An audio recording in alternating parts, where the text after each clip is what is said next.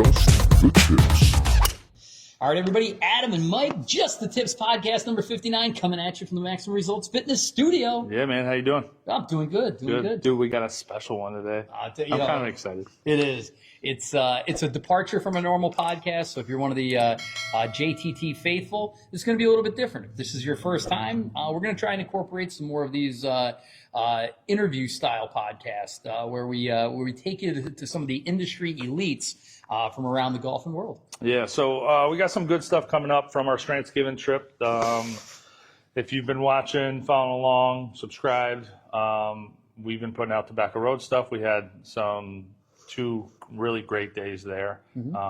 Ton of content we just put out. Now we're going to start coming out with our next couple courses. There you go. So to bring everybody up to speed, if you haven't been following along, and you should go back to, I think, number 55 kicks it off, or number 54. But Mike and I left at midnight on Thanksgiving night after pie and turkey. We drove to Royal New Kent, where we met Tim MacArthur and Willie McDowell. Willie Downs. Willie Downs. I'm trying to put a Mick in front of everything because it's Golf Ireland in Virginia. It's Willie O'Donnell, but Willie O'Shanahan. But we had a blast down there, and then we drove down for 2 days at Tobacco Road. You guys have been watching that content for the last 10 days or so. Yeah. But then we went to our friendly confines, a place that we're starting to call our second home. I kind of want to make it my first home, Yeah, I'll be honest. So Caledonia and True Blue. Yeah. So, we've played there, Caledonia a handful of times, right? Probably. I think I played together. We played there three or four times. And then I played it once or twice, I believe, on my own. And then same with you. Mm-hmm. So I think I'm 5 times at Caledonia. But this would be our third time at True Blue. Yeah. And True Blue, you actually, again, it's like which one of your kids is your favorite, but you prefer True Blue to Caledonia. No. Like you said, I don't have a favorite.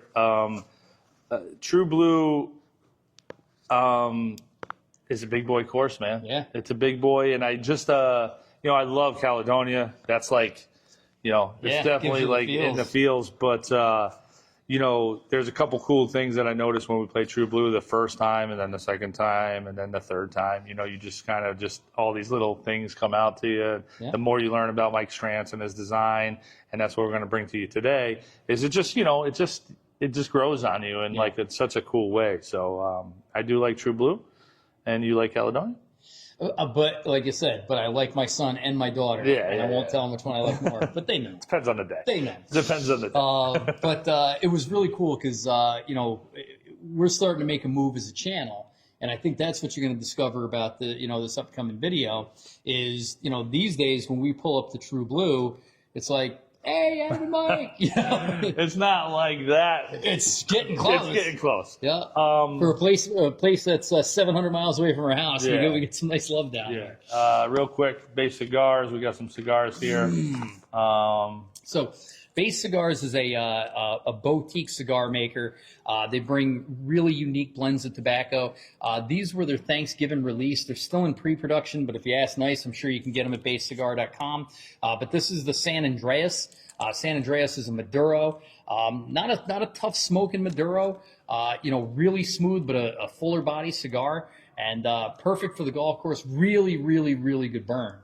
Habano 2K. Yeah. You smoked this one also when we were at Tobacco Road. I had the little guys.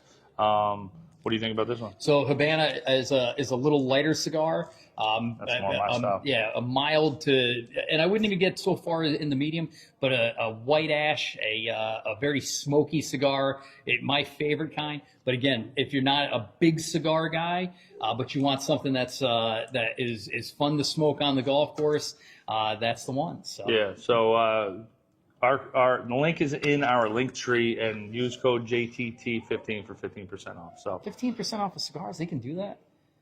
Yeah. Really? And you'll get a little surprise in there too. There you go. All right. So back at it. So we have a pretty good relationship with the boys down at Caledonia True Blue. Bart Romano, no relation, although I could sit around and have a couple beers with Cuz. Yeah. Bart Bart Romano, he's been so great to the channel. Everybody at True Blue Caledonia, especially like their social media team. So when we were there this summer, I think number 9 at True Blue is a very tough hole. I know it's a hard hole. I just don't play it well. It's tough. You have to hit a really good drive. It doesn't have to be the straightest drive, but it has to be long. Yeah. You have to hit a very great second shot, like your best second shot ever. And then you have a pitch and wedge. Yeah, well, I mean, again, it's a long, difficult par 5. I mean, I think it's difficult, but a big drive puts you, like most Mike Strantz par 5s, puts you in a conundrum, right? Yeah. So if you're going to lay up short of this this marsh area, and it's a sizable marsh area, you're going to leave yourself 150, 160 yards back, right? Minimum. Yeah.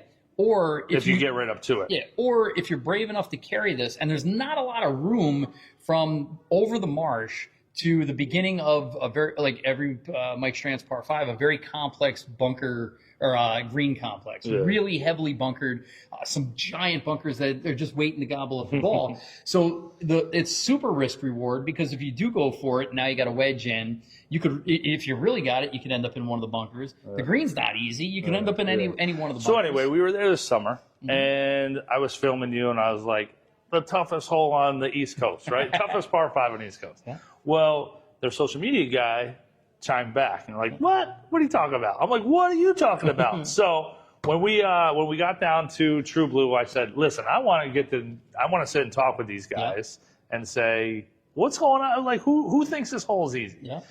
So we go into the pro shop, and that's where our video is going to pick up. We were actually just going into the pro shop just to say hi, check in, shoot some B-roll. And we started talking to the other Bart. They got 2 Barts there, by the way. Yeah.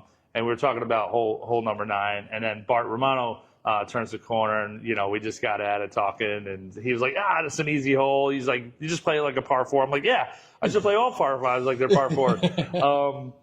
And then another gentleman walks in. He's their general manager, and you'll see in this video where we pick up on that, and we get some awesome stories. So yeah. So I think that's the cool thing is, I mean, these guys are, they're woven into the fabric of the Myrtle Beach golf community. And golf community in general. They were through the Strantz community as well. And they were through the high times of the 80s and 90s.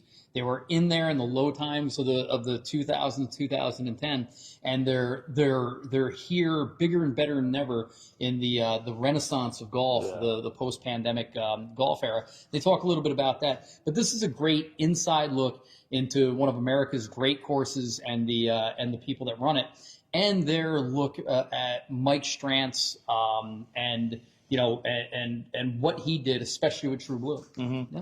So the video is it was a very candid, like spur of the moment interview. We just had the camera rolling, so not the best audio, not the best camera angles, but if you guys watch and listen, I'll do my best boosting the audio. But just listen along to me and Adam talking to Bob Saganti and Bart Romano. Yeah. And just, listen along. And then once we get through this, then we'll come back on the backside and just give you a little bit more. And any complaints about the audio, it's Brandon Kraft at justthetips.com, complaint department and HR. All right, guys. So watch here. And I was like, this is the toughest par 5 on the East Coast. Just kind of joking. And whoever your marketing guy was like ripping into me. I'm like, dude. It's not an easy hole. No, but it is. It is an easy hole. It's not an easy hole, man. We're getting you out there. Let's get out there. I'll see you out there in 2 hours. What's happening? Thanks for having us, dude. You equal that all good, man. He always go for it in 2, and usually does. Yeah, man, you just gotta play it like it's par 4. You gotta smoke your drive. You can't just, if you don't give the hole respect. Don't give it respect. Don't fear the hole. You take off as much as you possibly can. Yeah. And pump it up there. The only place I will say it sucks is the big bunker fronting that green. Yeah. If there's any natural erosion up and down the East Coast, we could take sand out of that bunker and fill the beaches back. It's we super just played deep. Tobacco Road yesterday. There's plenty of sand on that course too. Yeah, man. Yeah, it's like True Blue with elevation changes. Tons of undulation. I always said it's here Really on good. But steroids. that's another golf course. Is that the first time you played it? Yeah, well, we played it 2 days in a row, so it's our first little trip. if someone put a gun to my head and said, you have to break par, you can pick the course, Tobacco Road would be the first one I pick. Yeah. Yeah. He shot 70 yesterday. Yeah. Like, Or 2 days ago. Hey, is that the Justin Tips guy? That is. My man. Bob, how you Bob doing, man? Spaghetti, how are you? Bob, You guys are absolute awesome. pleasure. Thank you. Are you the Instagram guy? Well, yeah. He's the one that ripped it. He's the one that Number ripped it. 9 is awesome, man. Number 9 is not an easy hole. It's not an easy hole. I would never say any holes in these holes. Have you ever seen me play golf? No. Bro, there ain't nothing easy about golf. Listen, if anybody wants to come out and join us on number 9 today, Yeah. Show us how easy that hole is. Yeah, we're gonna make 9? Oh, you're talking 9 here. You're here today? Yeah, Okay. 9 here, and then Caledonia in a couple days. Yeah. Salty Golfer is going to come join us on Oh, good. Caledonia. Well, that'll be good. So Yeah. Very I good. know you guys are. Yeah. And that's yeah. awesome. Wes is a good dude, yeah. I didn't know his name. His middle name. Honestly, they forget. Next year he's like, hey, it's Salty. I'm like, all right, I guess we're going with Salty then. Yeah. Yeah, that's awesome. Well, I think one time he sent me a text, this is Wes. It took me 45 minutes to figure out who the hell it was. So yeah, we're gonna try to do a little series. I'd love to get like a national series of like, how do you play number 9 at True Blue, and just have everybody who plays here like make a little video. I swear, the only reason we responded back, I'm just like, No, we love it. here's what I would say. Only because probably that's the scores are like. I mean, there's been 2s there. I mean, tons of 3s. I mean, it's. Yeah, not from me. From this guy. Not from me though. So at one point, there was not. I didn't mean to interrupt, but I've been wanting to run into you guys at some point. Thank you. I like your stuff. Appreciate everything you're doing for us. And I hope I'm sure the guys are taking care Yeah, of it. they're But, doing great here.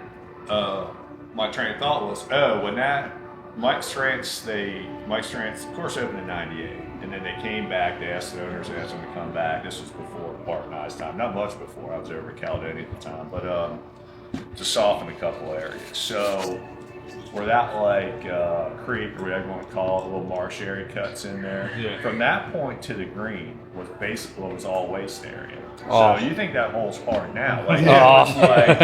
So you're either like, okay, I either got to go for it too if I'm playing the right tee, or my third shot is basically 150 yards. Yeah, you got to go driver, pitch and wedge. You chip it down the 70. fairway. Yeah. So they obviously put a bunch of turf in there. So that kind of really changed the dynamics of that hole. And that was while Mike Strantz was still alive. Like it was Yeah, he all- was. Yeah, he came back, and Mike was an awesome dude. And he was here all day. He was super cool. You met him? Everybody. Yeah. Oh, wow. I'd have a beer with that guy. Yeah, I mean, anyone who worked in any of his golf course about it, because Mike was like on site all the time. Like at least for Caledonia and True Blue, and what was Tobacco Road? I forget. Yes, after True Blue. And of course, he lived in Bull Bay, basically. Yeah, so- Yeah. he had that house there. Yeah, but he was, like I said, he was really cool, like I said, and obviously he worked with a lot with maintenance guys. He was funny with these guys, like the superintendents, would be like, how are we supposed to maintain this? He'd be like, boys, that ain't mine. So we talked He about goes, that. I just get paid to design them. I don't get paid to take care of them. So we talked about that because And any superintendent probably will quote basically what he said. so Todd Hill Farm struggled and had Sure. to do a renovation. Oh, yeah, of Royal course. New Kent, we interviewed the head pro there and Tim. the owner. Yeah, Tim MacArthur, and then the owner, Willie Downs. Yeah, sure. And they struggled, and the company let Yeah, that yeah. course go. And then Yeah. same thing with Stonehouse. And Yeah. I was like, I wonder if it's like a Mike Strantz thing, that because he's so Sure. wild that Right. like it's Yeah. hard to maintain some of these Right. elevations or these like cuts in the bunker and stuff Right. like that. I'm sure it's pretty So I think, and Bart would agree, and these guys, I don't know how far back they go, but so it was interesting. So Mike Strantz, yeah, it costs more money to maintain them to a certain standard, but that's not. That didn't make or break the golf courses, right? That was at a time his courses started opening when golf was going the wrong way. True.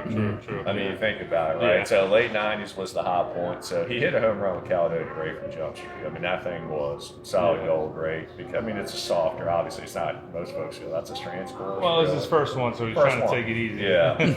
And then, but yeah. So anyway, but yeah, I mean, they're difficult to maintain, but it's not like we're spending $500,000 or $1 million more than anyone else is Right. to maintain their properties. They're just different. It kind of like the timing of that, and then of course 9/11, and then I mean golf.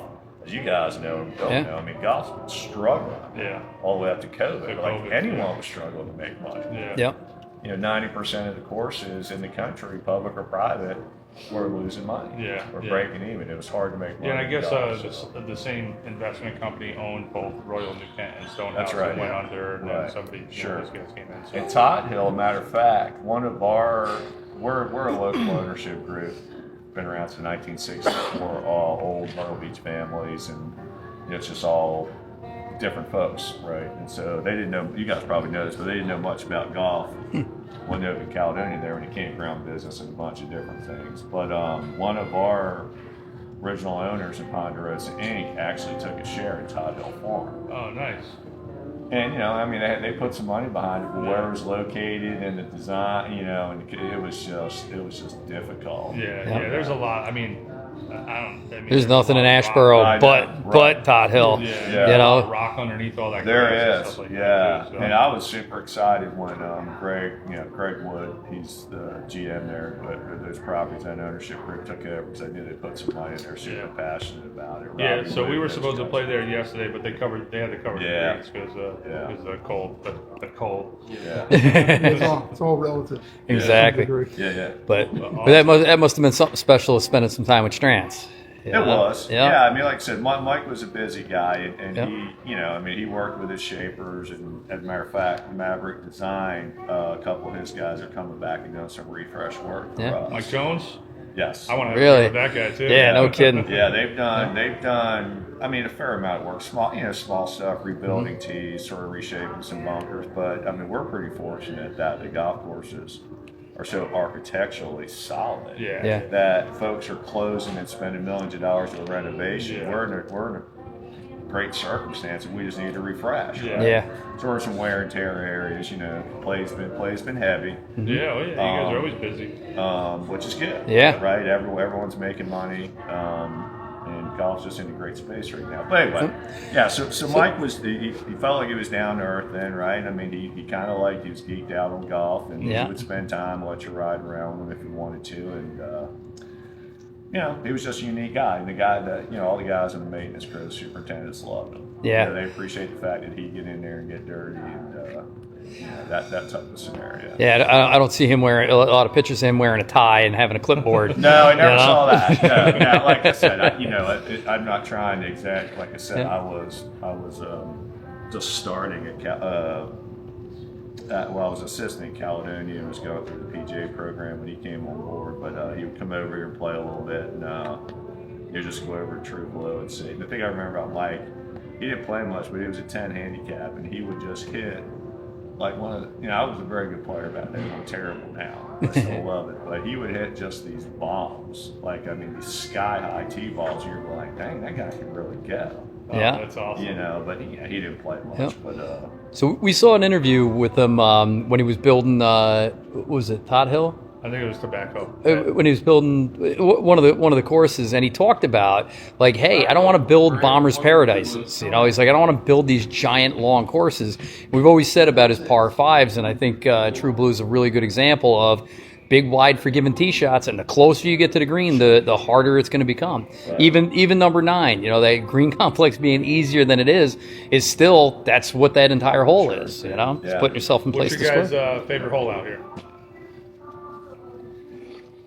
I like playing number 8. I think 8's a lot of fun. Yeah, that's a cool little hole. Cut the corner. I'm left-handed. Oh, there you so go. you can kind of get it going up there, and it's fun. I've made a couple 2s, made more 6s. Nice. Yeah. How about you, Bob? I like 13. I can't tell you why I'm partial to that. I call it the hill hole. It's the one. 13. Yeah, a lot of people are kind of like, oh yeah, I'd have to think about that. So it's a tee sheet. Off that sort of, I want to say it's semi-blind, but then it's the big wide fairway, and then that green sits down the bowl with the hill behind. Yeah. I don't know, I just always love that hole. It's Yeah, it's a good look. We don't get a lot of elevation changes here, so it connects the 10T to the left, which is elevated. 13 sits down, and then if you're walking, believe it or not, folks still walking up. You walk off the green, kind of walk up that hill. Gives you like not a low country feel, and then you're up on the elevated tee. Yeah, that's pretty cool. Nice. Yeah. Very cool. Yeah. I mean, a lot of people say 18, but I think out here in that that term signature hole, that's just it's Oh, kind of yeah. cliche. But I really think architecturally, this design, careful how I say this because we represent both, Yeah. is substantially more interesting than Caledonia. Although if I had one round left to play in my life Yeah. and I wanted a beautiful walking golf experience, I'd probably go Caledonia. But if I wanted just to enjoy really just the architectural design uniqueness of the property, it'd be true. Yeah. I think that's one of my favorite things about Mike Strantz courses is like take golf out of it and just like look at the architecture of like look at this. Or we were at Tobacco Road the other day and he what is that, number 6, a par 3, and he has tee boxes all the way around the green. Yeah. It was just amazing. So when you come to places like this and you're just like, wow, you can put a tee over there, you can put a tee down over here. I think it's just absolutely stunning. And how massive some of the greens are, and you're like, it really is 2 or 3 greens. I mean, you guys have 2 greens, like whatever, it could be way back here. Yeah. It's a totally different hole. I mean, Bart's really our spokesman. I'm just chattering on here, but listen, we appreciate the impromptu interview. These are a lot of fun. You get me started talking about. I can do the yakety yak, but I love it. Like, I mean, something's green for 50 yards. Yeah. I mean, that's 3 clubs, 4 clubs, depending on the Yeah. And you know, like you're talking about tee boxes. I mean, like I said, 13. You have on 14.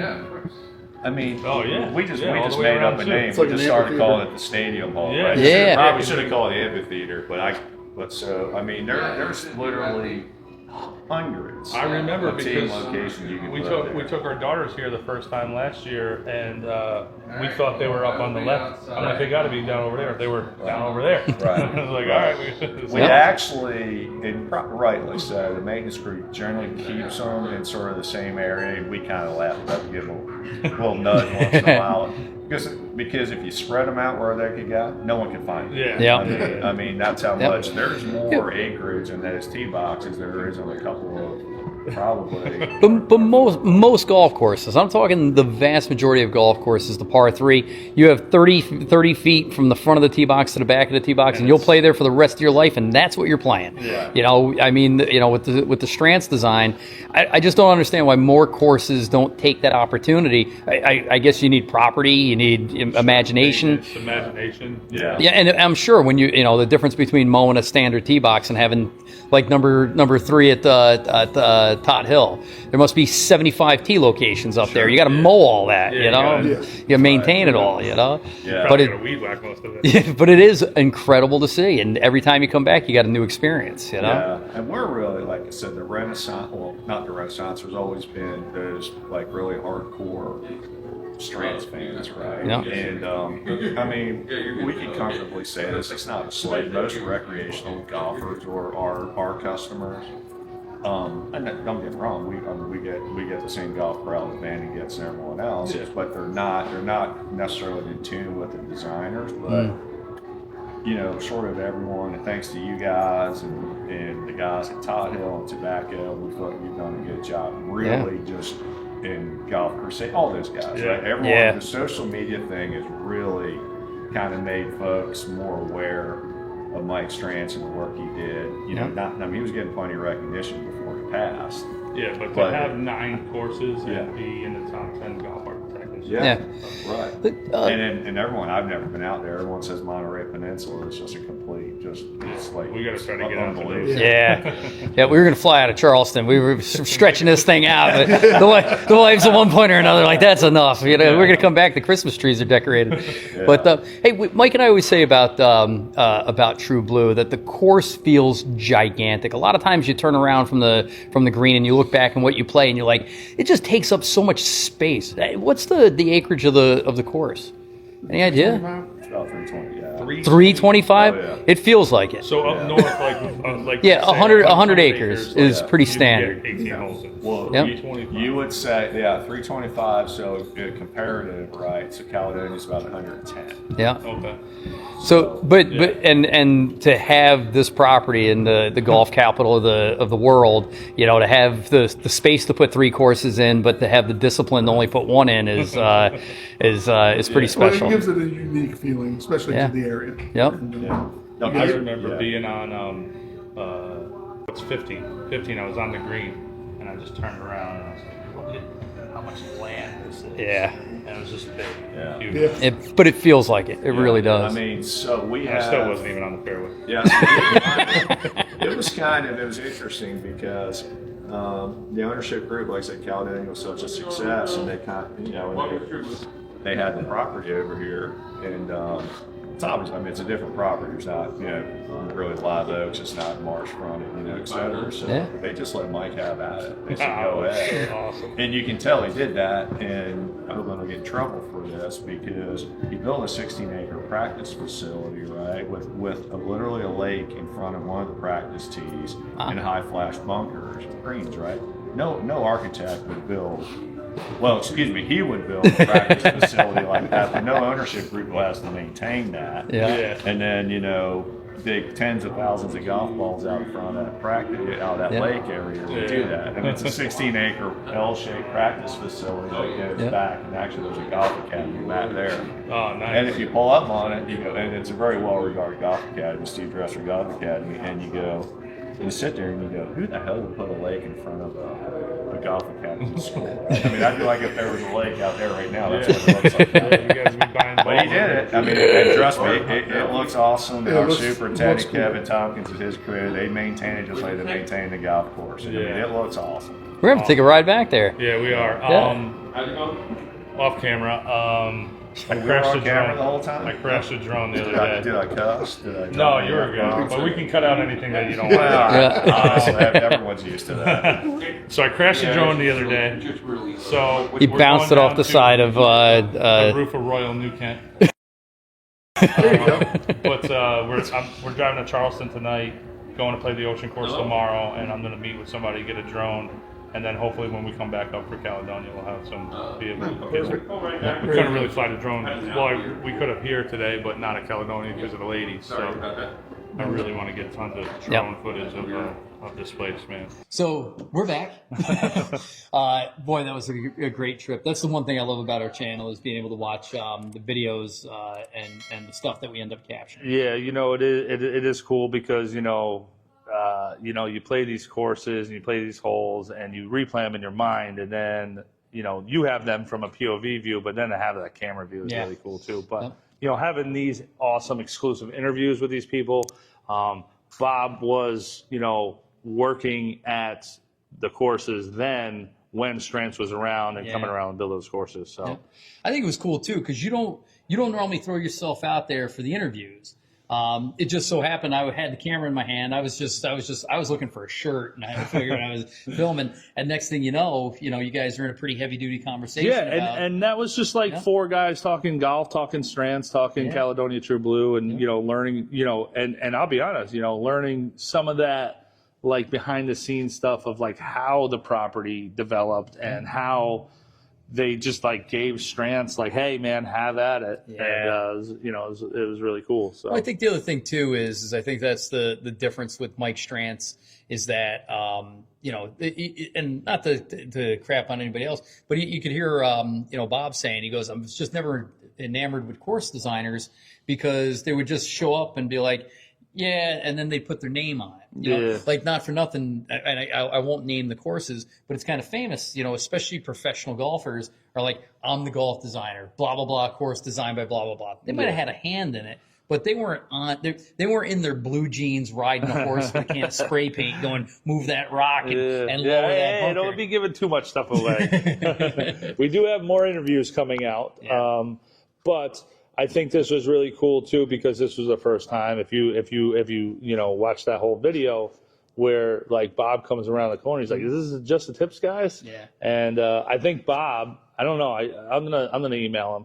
I think he's the one that was giving me crap on Instagram about number 9 being easy. But the other thing I'd say too, you know, just from a social media standpoint, is those guys get it. They're not taking out ads in the local paper for, you know, 2-for-1 18s or a 50% off hamburger with your thing. They understand that, you know, social media influencers have a great reach, and the partnership between True Blue Caledonia, the Hammock Coast, and GolfMyrtleBeach.com and the golf influences of America is very, very tight.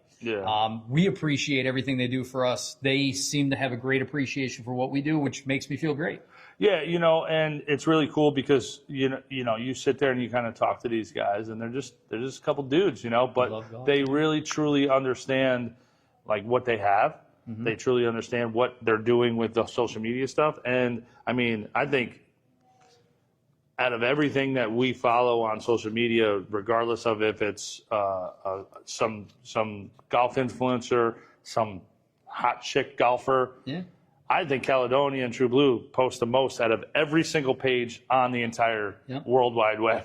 Well, I think their thing too is they appreciate the diversity of influencer that comes down. Yeah. There's you and me that are an emerging channel. The good guys are down there having a golf tournament. The Brian Bros. The Brian Bros. Brian Bros go there. You got Salty Golfer. They were saying the DOD King was down there. But then you see other guys. That have 50,000 followers or something like that, and you wouldn't know them by name, but they're posting quality content. But also they the everyday tourist golfer. You know what I mean? Like he's going there to play Caledonia for his first time, and he's taking a picture on the 18th hole. They're sharing that too. Yeah. So and that's really cool. To see the wide variety of everything. But we're talking golf. Myrtle Beach is the golf capital of the world. Yeah. They have so much stuff going on there, and they also are included in all that. Mm-hmm. So, with that being said, Salty Golfer's got a tournament coming up. Does he? Yeah. Really? The Plunder. It's August 8th and 9th.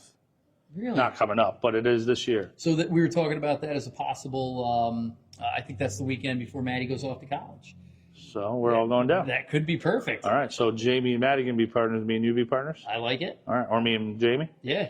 It is flighted and handicapped. Really? Yeah. So I'm gonna beat you. I thought you were identifying as a scratch golfer this year. I am. Okay. Yeah. Then all of a sudden he's looking for a first tournament as a net tournament. Two strokes. No, it's Salty Golfers putting it on at our Soul course. So we got to play. Oh, 100%. We got to play. There you go. All right. We win a sword.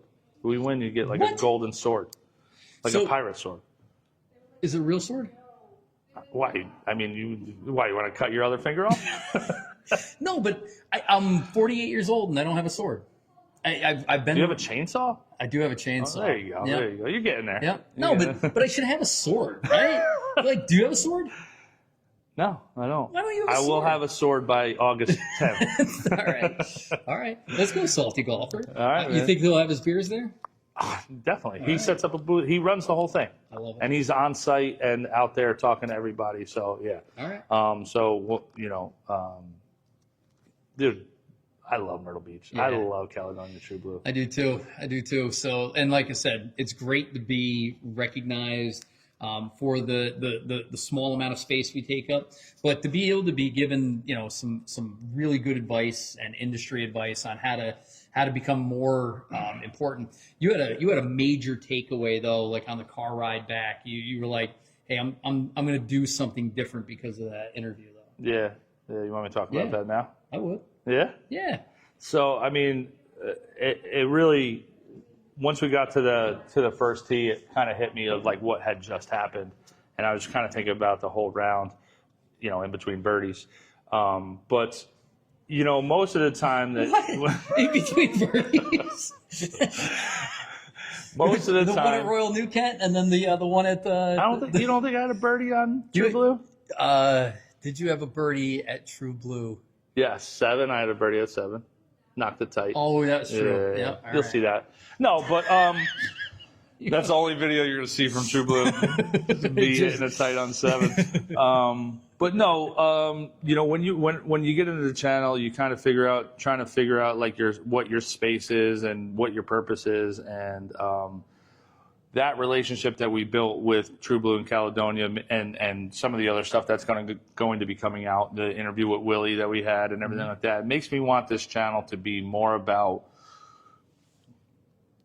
showing that side of the industry. You got guys that work at the course. They're there from sun up to sundown. They care about the course. They care about the people. They care about everything there is about that course. Mm-hmm. And they know everything there is about that course. And those guys, I want to do it for them. Yeah. I want to showcase the courses. I want to showcase the history of the courses. and everything like that, to where that really made me kind of want to steer the ship a little bit more that side, instead of like, oh, I want 100,000 followers from these fans. No. Yep. I want to build the relationships with these courses. So it's so funny because golf is different than any other major sport, in that the course gets at least in recreational golf anyway, the course gets the number one recognition. The designer gets the number two recognition in most cases, and then nobody gets the third. Like, you might know the name of the pro, but that's about it. Yeah. The unsung heroes of the golf industry that are legendary in the business, they need at least in my opinion, they need a little bit more exposure. Well, they need credit for what they did, for what Bob has been able to do for a lifetime in golf down there, for what Willie Downs has accomplished at Royal Newcat, for what Puddles has done at the Ocean Course, and I mean that sincerely. Yeah, and I for a mean lifetime you in have a there. handful of other guys that you're not even mentioned. I mean, people who run, put together the tournaments or put together the group outings. Yeah. The cart guys, you know what I mean? Yeah. Pulling all the carts every morning, cleaning the carts every night. The guys who are there from sun up to sundown, and just superintendent, dude. Yeah. I mean, the greenskeepers and the greenskeepers should be the rock stars of the They whole really- thing. yeah. Because, like I said, especially at a Strantz course. you could probably get along without the pro, right? We could probably get along without him still. But if we didn't have the greenskeeper, if we didn't have the superintendent, we couldn't get along without him, right? Yeah. Or her. Yeah, Are there a but- lot of female greenskeepers? I gotta look into that. Yeah, I don't Green know. superintendents. I don't look into that. Yeah, I don't know. 'cause, Really? That's something you're going to look into? Can you just hit record once in a while and maybe look into filming? we're gonna first? get it. We're gonna get a camera with a bigger screen so I can see what's going But on. no, like, in all honesty, I think my biggest takeaway from this whole trip was exploring and building that relationship of that kind of stuff, instead of being like, hey, let me go play Caledonia and make videos for the fans. I want to make videos for people like Bart, people like Bob, and people like the family who owns the land of Caledonia and True Yeah. Blue. The Strantz, family and all his fans and followers and things like that. That's the route I want to go. And I think the rest of the stuff will come naturally. Yeah. But if people like people from Tobacco Road reshare our posts because they love what we did there, or from Caledonia True Blue or Royal Newcat, that's what the channel's all about. Exactly. And, it was funny because when we first started, a lot of people would ask us, and then people that were good at social media would ask us, what's the channel about? What's the purpose of the channel? Yeah. And to be honest, we were like, it's everything. Handful of things. It's everything. Yeah. But like I said, as we narrow the focus to what we're really trying to accomplish, it is about showcasing the unsung heroes of the golf industry while we play their outstanding courses. Well, and it's also showcasing the courses, right? So, I mean, take places like Myrtle Beach where there's 400 courses there. I think there's a course for every day of the year is what they boast. Oh, really? So, yeah, so there's like 350 it's plus. like, what are the courses you should be playing? Because, I mean, not that I think Caledonia True Blue will get kind of lost in the weeds, because it doesn't. But, if somebody's coming down to Myrtle Beach for the first time, like, hey, go to Caledonia True Blue. Yeah. Stuff like that. I love it, dude. All right, man. I love it. I had a good time on that day. It was fun. It was fun rewatching that video. So yeah, we had a good time in Myrtle Beach, and then so we played True Blue on that day, and then we came back later, a couple days later, and played Caledonia. So it was a good time. As far as our video lineup, are we going to do True Blue and Caledonia right back? Yeah, True Blue and Caledonia Caledonia coming out together. We have a lot of footage from there, and we had a lot of fun. So it was a good time. If you like this video, I encourage you highly to check out next week. Episode 60 is going to be a very special episode. I won't tease it too much, but it's another one of these where we'll insert a video, and we're with a legend. Again, I'm just telling you right now, you're going to want to tune in. Yeah, definitely. All right? Tune into this one and the next one. And tune in all. Yeah. Just And go back from the subscribe, beginning. Start at number 1. All right? Like I said. All right, dude. Man. I'm Adam. I'm Mike. Just the tips. Just the tips.